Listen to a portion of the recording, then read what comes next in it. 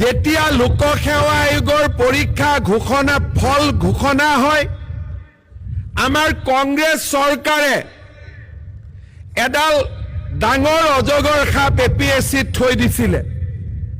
তেওঁৰ নাম আছিলে ৰাকেশ পাল যোনে চাকৰি খুজে হি 1 কোটি টকা অজগৰৰ পেটত দিলেহে চাকৰি পাইছিলে হয়নে নহয় এতিয়া আপোনালোকে চিন্তা কৰক আগতে যেতিয়া এপিএছচি ৰিজাল্ট দিয়ে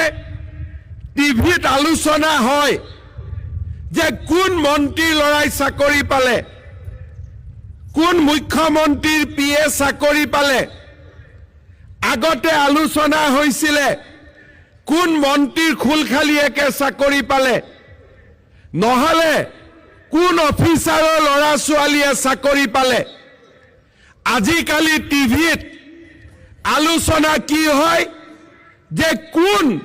তৰকাৰী ব্যৱসায়ী লৰাই মেজিষ্ট্ৰেট হল কোন বজাৰত দোকান দিয়া বিধৱা মহিলাৰ ছোৱালী মেজিষ্ট্ৰেট হল আজি তাৰ বিষয়ে টেলিভিছনত আলোচনা হয় আজি ইয়াত মই আহিছো এজন ডেকা লৰাক লগ পালো পুলিচত ফিজিক্যাল টেষ্ট হৈছে লৰাজনে ফিজিক্যাল টেষ্টত পাস কৰিছে মোক খুদিছে স্যাৰ পৰীক্ষা কেতিয়া হ'ব মই কলো ফেব্ৰুৱাৰীত হ'ব ধুনিয়াকৈ গুছি গল আগত হলে কি কলেহেঁতেন যে স্যাৰ চাকৰিটো দিয়ক ইয়াত উঠি যোৱাৰ লগে লগে অতুল বৰাই এখন লিষ্ট দিলেহেঁতেন যে এইকেইটা মোৰ সমষ্টি লৰা চাকৰি দিয়ক অজন্তা নেওগে এখন লিষ্ট দিলেহেঁতেন মোৰ সমষ্টি লৰা চাকৰি দিয়ক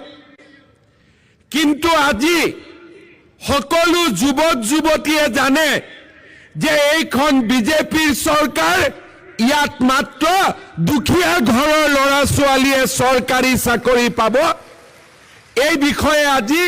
সকলোৱে জানে আৰু সেই কাৰণে মোৰ ওচৰত কোনেও চাকৰিৰ এপ্লিকেশনো নিদিয়ে প্ৰথমতে দিছিলে আজিকালি এপ্লিকেশনো নিদিয়ে মাত্ৰ খবৰ লয় ৰিজাল্ট কেতিয়া দিব পৰীক্ষা কেতিয়া ওলাব আকৌ বিজ্ঞাপন কেতিয়া ওলাব আজি আমাৰ অসমত আপোনালোকে যেনেকে মাইক্ৰ ফাইনেন্সৰ লোনৰ পৰা মুক্তি পালে সেই ধৰণে এটকাও ঘোষ নিদিয়াকৈ আজি আমাৰ চৰকাৰৰ দিনত 1.5 লাখ লৰা ছোৱালীয়ে চৰকাৰী চাকৰি পাবলৈ সক্ষম হৈছে কোনেও কতো 1 টকাও ঘোষ দিবলগীয়া হোৱা নাই মই ডাঙৰ হিচাপ নিদিও যদি কংগ্ৰেছৰ দিনত ৰাকেশ পালে কাৰ অৰ্ডাৰত লৈছিল বেলেগ কথা এটা চাকৰিত 1 কোটি লৈছিল মই এবাৰ আমাৰ শিক্ষা মন্ত্ৰী আছিলো ইন্সপেক্টৰ অফ স্কুল বিলাকৰ এখন মই মিটিং পাতিছিলো মই মিটিঙত এজন ইন্সপেক্টৰক খুদিছিলো যে আপুনি কথাই প্ৰতি শিক্ষকসকলৰ পৰা টকা কিয় লয় শিক্ষকজনে মোক থিয় হৈ কলে যাৰ সঁচা কথাটো কম নে স্যাৰ মিছা কথাটো কম মই বোলো সঁচা কথাটোৱে কক স্যাৰ মই চাকৰি পাবৰ কাৰণে গাঁৱৰ পৰা সুদ লৈছো 20 লাখ টকা মাহত 10% ইন্টাৰেষ্ট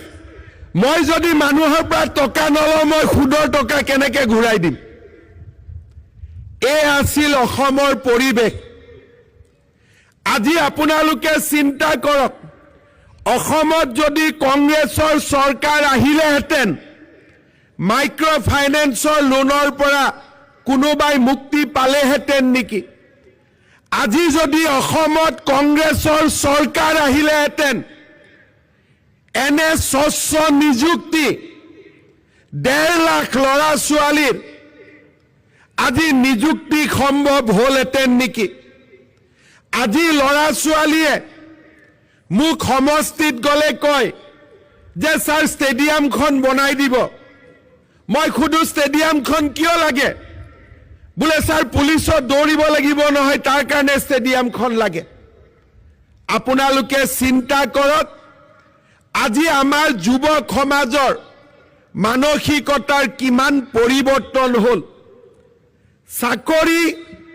মেধাৰ ওপৰত হোৱা বুলি গম পোৱাৰ লগে লগে ল'ৰা ছোৱালীয়ে স্কুলত যাব আৰম্ভ কৰিলে